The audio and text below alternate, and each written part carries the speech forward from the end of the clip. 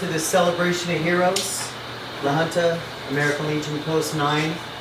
I'm very proud to be here and to honor these heroes.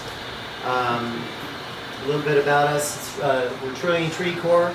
We started in Denver a year ago. I was watching the forest burn down. I'm a business partner up in Seattle, the forest out there, and a lot of trouble down in California, a lot of trouble. Got a daughter down in Huntington Beach, and I decided to start this company with 3 offices, one in Denver, one in Seattle, and one in LA. Our goal is to reforest, revive, and restore U.S. forest land, wilderness land. Last year, Corey Gardner, before he left us and got replaced, got the Great American Outdoors Act passed. It's the first time in the history, really since the National Forest started, since Teddy Roosevelt started, that it's fully funded. And back in the Civilian Conservation Corps, FDR, a lot of people knows that they built dams and bridges and roads, but they also planted 8 billion trees and employed 3 million people, many of which were veterans, many of which were Native Americans, and also a large minority community. If you look over here on the wall, we've got some posters that talk about our Eco Warriors program. The idea is I want to go back and I want to help out veterans with PTSD. Our goal is to bring them on tours to different projects that are going to be started by the Trillion Trees Act. The United States signed on to that agreement in January of 2020 to be a leader. U.S. is the 4th largest country in available area. They mapped out the whole globe, 1.2 trillion trees. If you plant those trees in the next 10 years, and the top 20 countries in the world have signed on to it, including ours again, by 2050, you're gonna eat up a lot of carbon, and they project that would lower the degrees by 1.2 degrees just by planting trees, guys. So our goal is to have veterans as our warriors. I call them my eco warriors. We're going to employ vets. We're going to take them to projects. There's a lot of companies, not just Trillion Tree Corps.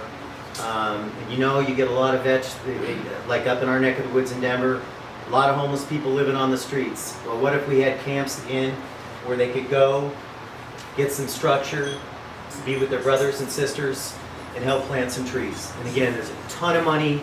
There's already $10 billion a year into this. The Trillion Tree Act is part of the whatever they're working on up in Congress. There's actually two bills right now, but there's enough money right now to get done what I want to get done, which is help out veterans. Heather, step up here for a second.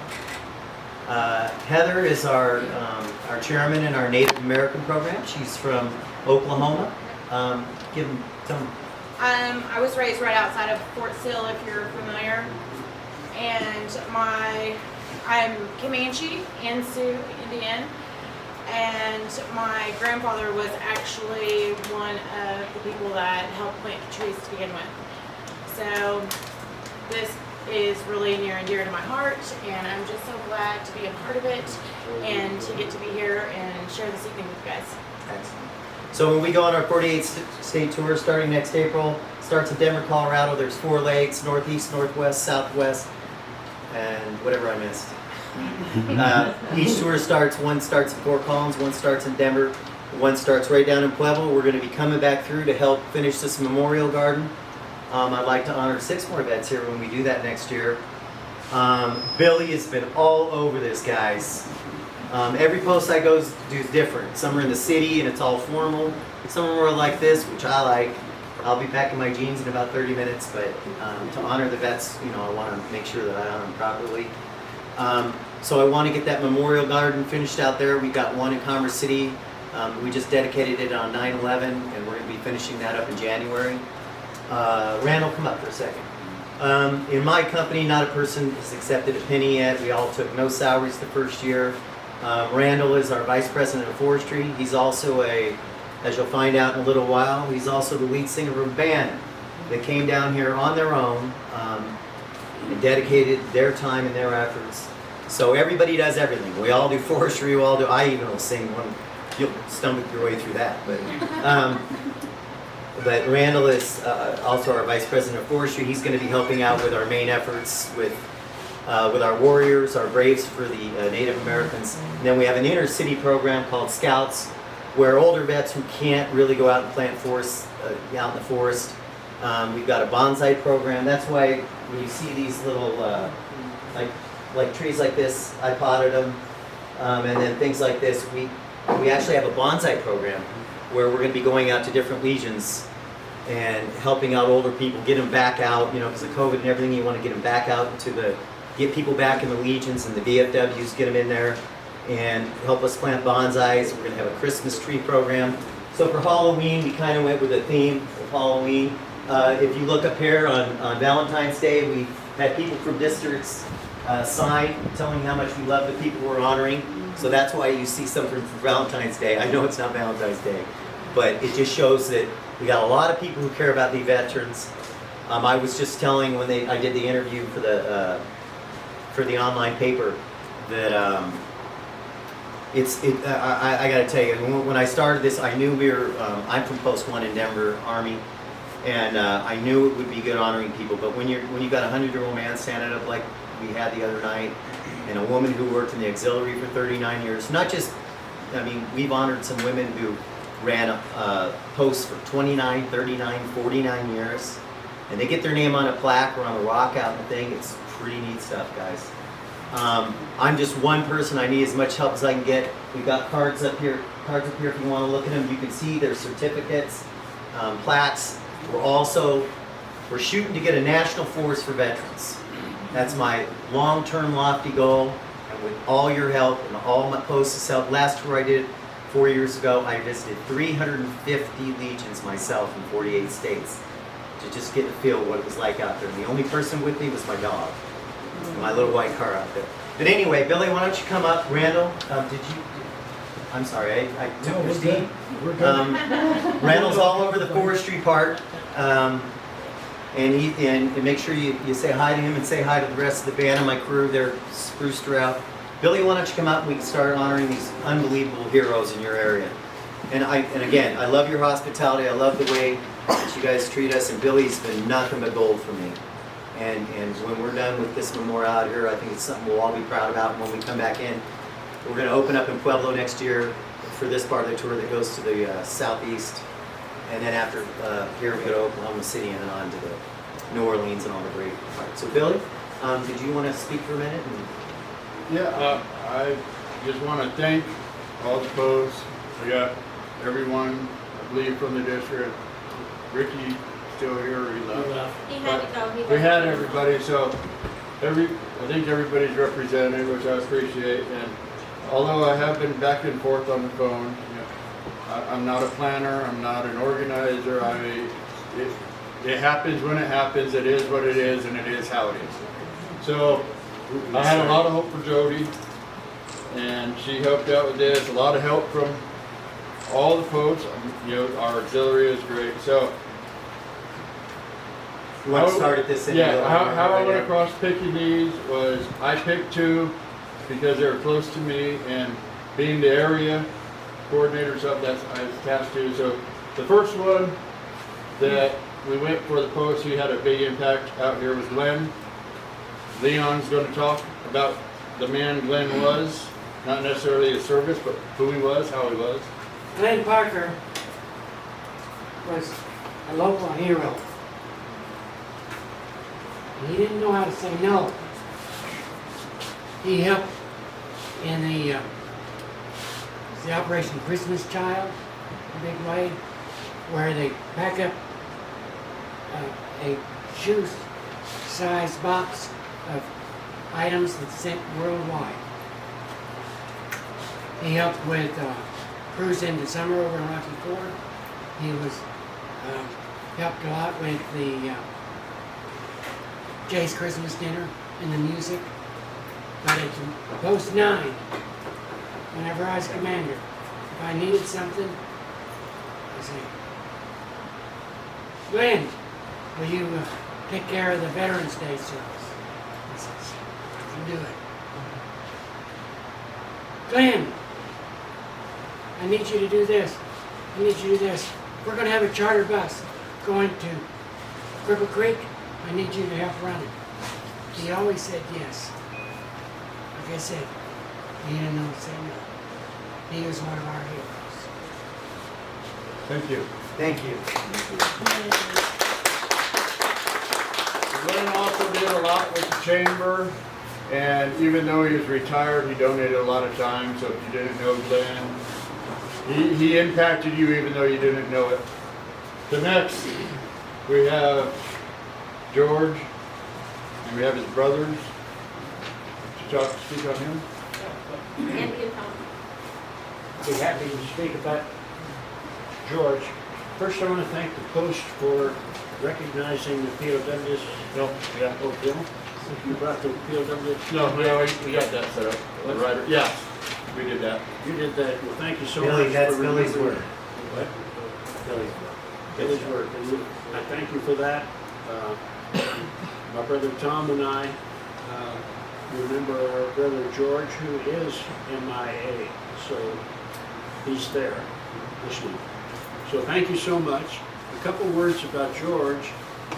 George is our younger brother, and we grew up in the Fort Lyon, Los Animas area, on a little farm just north of there. And George grew up with his FFA project, growing pigs and helping farmers and running machinery, and then came up and lived with me and got his degree in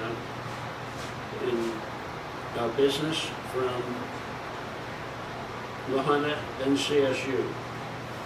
And so that was his route to a commission in the Navy. Became an air crew member. He was a bombardier navigator on a nuclear capable bomber, the biggest bomber that we fly off of a carrier. And shortly after he came back to our father's funeral, within a week, he was back on the front lines on a mining mission, one of the first mining missions in Vietnam.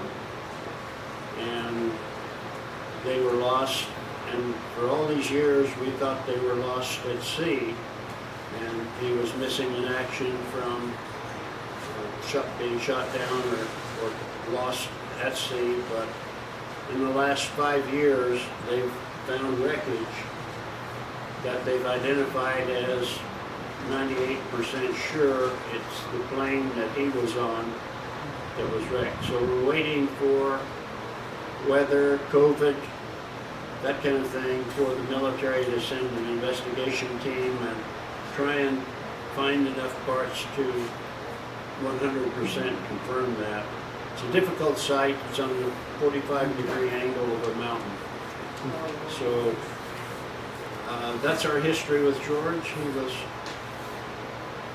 happy to do what he did. He understood the risks of what he did. And one of his last comments to me was, yes, it's a dangerous job, but I've lived a great life, and I'm happy to do what I'm doing.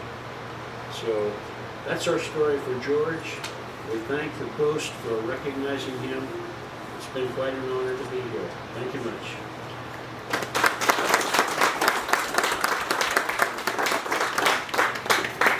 And a note on the MIA POW, I think that's one of the biggest parts of the Legion and any vet organization. Our generation, we don't have the losses for the hand-to-hand combat like they had back then when there's still people missing.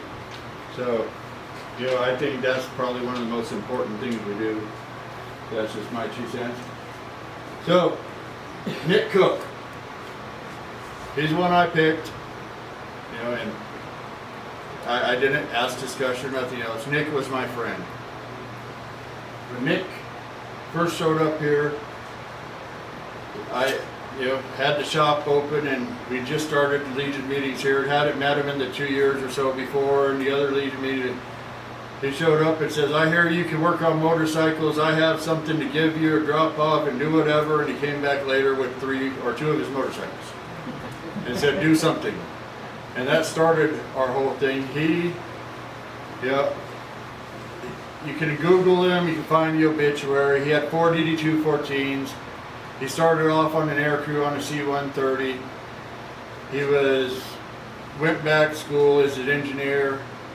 He went back into the service, into the Navy as a CV, and because he had gone through already the Air Force, he made it up to a crew chief, like I said, on the C-130, and it was whatever model that has the guns sticking out the side, the Archangel or whatever.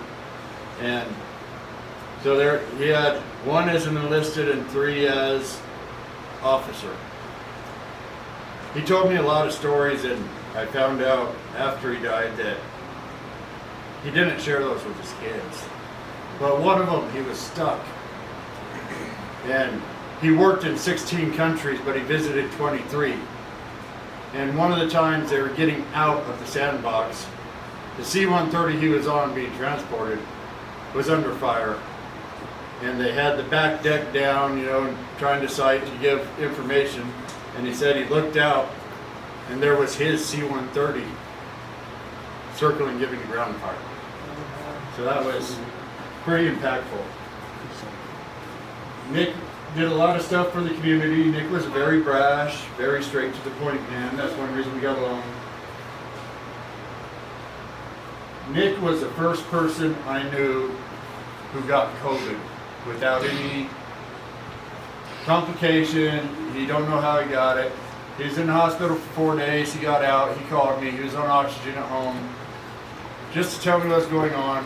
Ann was visiting their daughter, and he'd come by the shop every couple of days. I hadn't seen him, but he told me he had COVID. He's in Memorial. He thinks he's coming out of it. And he told me that he's never been more worried or scared. And that's what he told me. Thanks for being a friend. So that's why I picked Nick. He ended up dying of it. So, you know, he asked me to make sure nobody else gets it. So I'm trying to honor that. But Nick was a great man. So now we have Bud Quick. Hi, I'm Bruce Quick. I'm Bud Quick's youngest son. Dad was a truck driver. He helped start Bay Trucking with his brother-in-law. And after that, he became a excavation, dirt work guy. His motto was, "I do dirt." So he did a lot of that, went all over the country doing that. And then he retired and he got bored. So he hooked up with the Conservancy District over in North Lahana and saved North Lahana I don't know how many times. One of the starring moments of his doing that was he put in a brush dike and it worked really good. And then the Corps of Engineers came through and said it's too close, so they had to move it. So they paid a new guy to put in a dike that's about 100 yards from the river. But when the guy put it in, he didn't pack it enough, he used too much sand, and it washed out during the thaw season. So Dad takes the excavator, and this is a monstrous machine, goes down there, drives off into the water where it's rushing through there to slow it down, and starts packing dirt around himself with that excavator to stop the flooding. So that was my old man. He was a little crazy and really, really, really brave. But yeah, he was a really great guy, and I miss him a lot. But, thank you.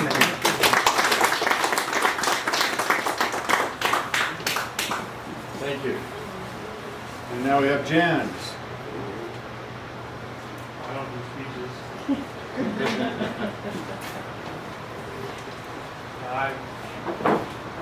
Jan's my step aunt. Her brother Wes adopted me when I was 22, and she's been in my family since part of my family since I was 16. And I just knew her as Aunt Jan. Her damn dog Maggie would piss my mom off all the time, and we'd go butcher chickens. And she was kind of a prepper. Now I'm a prepper because I had to clean her house when I passed away, or she passed away. So I have all her stuff. So that's the only thing I really remember about my aunt. So.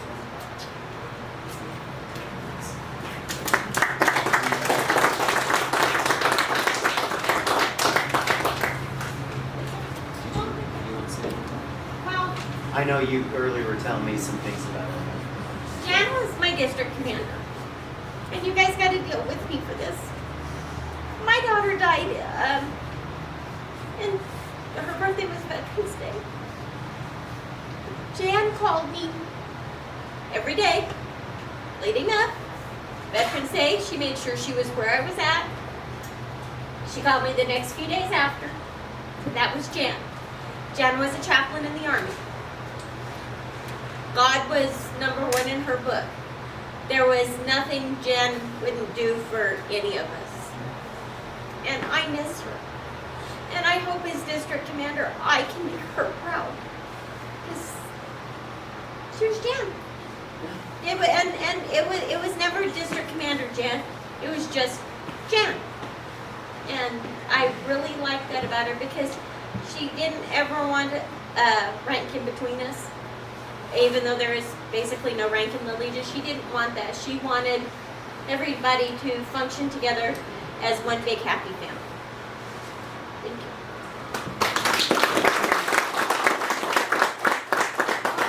You know, before we go on, I forgot to say, I labeled the Colorado part of our tour, 14 districts, honor over 100 people, and I labeled it the Together Tours, Celebration Heroes, but Together Tours, because when you just heard Jan, it's really important to me. This is something that can actually bring our community together. I don't know of anybody who doesn't, who's against a tree or against a veteran or against a Native American. It's a good thing. It's together. I want to work towards getting your memorial for these great people. And like I said, we'll be back next spring. But I forgot to say the together thing. And I think it's really important that we work on bringing Americans back together. That's one of my goals. I can't stand the division. I hear this beautiful person talking about a beautiful person, Jan, and we can move forward. But one more hand, guys.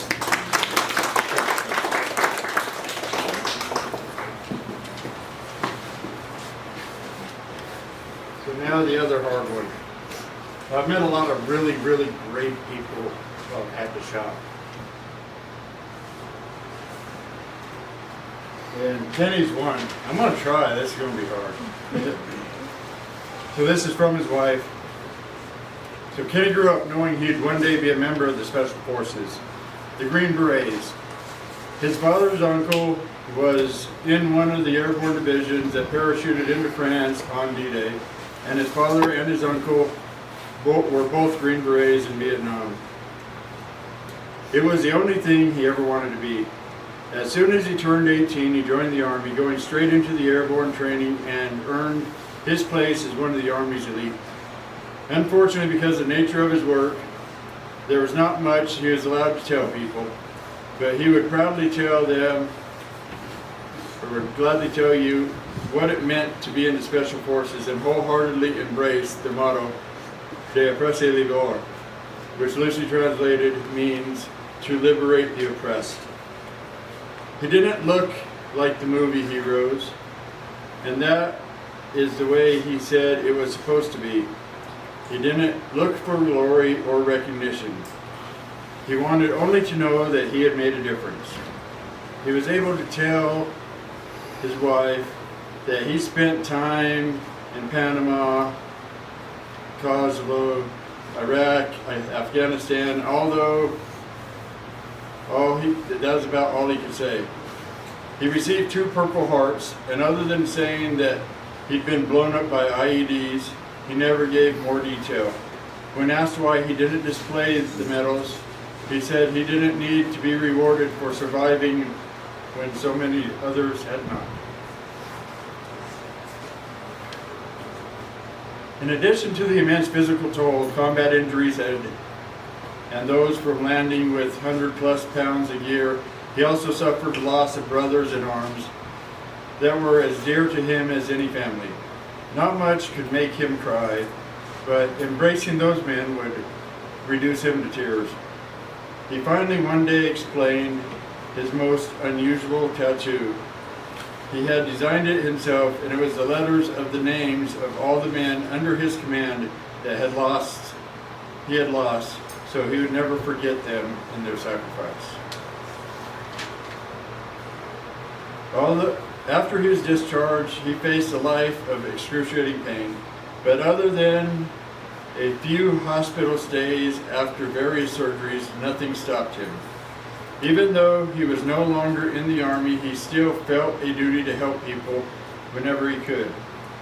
If he saw someone eating alone in a restaurant, he would make sure to speak with them and then quietly pay for their dinner on his way out. If he saw a homeless person hanging around a restaurant or a store, he would offer to take them in and buy them a meal or whatever they needed. He saw a post from a young lady looking for some quick side work to pay for some diapers, and he had her meet him at the corner store so he could buy her diapers, something to eat, and gave her some money. He met other young ladies with small kids whose car had broken down and was waiting for a family member or for a family to come pick them up from Kansas. He brought them home to wait in a warm house and made sure they had a good meal. He paid for elderly people's groceries when he went shopping, and he always took time to speak to everyone he came in contact with. He truly enjoyed talking to convenience store clerks, waitresses, checkers at the store, basically anyone in a service industry. He wanted them to feel appreciated. He was a strong man with a crazy sense of humor and a gigantic heart, and he would have been greatly humbled to have been honored tonight by his fellow veterans, family, and friends.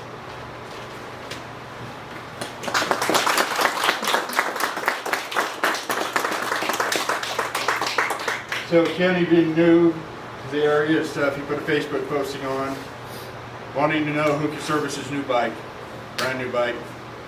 And I don't comment on those. You know, I'm not fishing or looking for it. I'm trying to let my reputation go. And there was quite a few people recommending me. He called me up and we went back and forth, and it was the first oil change on his brand new street dog. And first time he wanted to show up, he wanted to do it.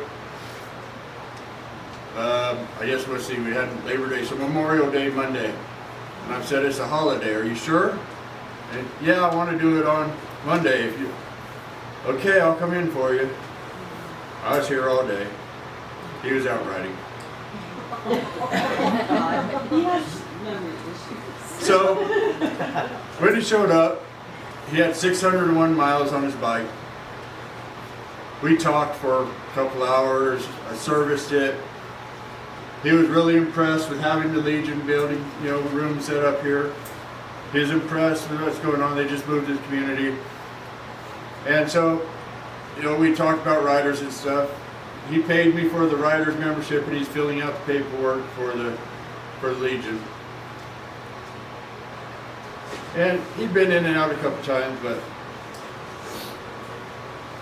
he texted me and he wanted a sissy bar and a luggage rack, quick detach for his bike, because he said that his wife wasn't quite comfortable on it without it. And he asked if I had one, and I said, yeah, I'm pretty sure I do. So he said he's getting ready to leave Pueblo, be here in about an hour. Next I heard, he died. He's hit and run.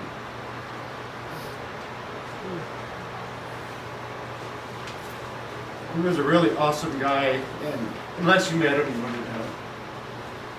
So, this is all for him. Let's give him a big hand.